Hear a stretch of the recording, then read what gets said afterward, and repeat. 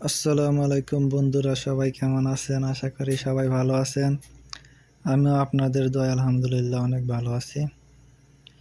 আজকে 26 তারিখ আমাদের বেতন আসছে, যাচ্ছি টাকা ছাড়তে। আসলে 1 মাস ডিউটি করলাম আমি, বুঝছেন নি কষ্ট কইরা ভাই। 26 তারিখ আজকে বেতন, আজকে পুরোটা টাকা দেশে পাঠাই দিতে হইতাছে। এই কষ্টটা শুধুমাত্র যারা প্রবাসী তারা বুঝবে যে এটা কি কষ্ট। মাস শেষে 1 টাকাও থাকে না, তারপরে মনও শান্তি নাই। বাড়ির মানুষের চাহিদা এইটা ওইটা, মানে ভাই একটার পরে একটা আছে, বুঝেন নাই? জীবনটাই অশান্তি প্রবাসীদের, বুঝছেন নাই? আপনারা তো মনে করেন কত শান্তি। একটা মাস একটা দিন আগে ভাই বেতনটা দেয় নাই, ঠিক আছে? আজকে বেতন আসছে, আজকে এই টাকাটা ছাড়ি দিলাম দেশে। আর আজকের পরে আমার মানি ব্যাগ ফাঁকা।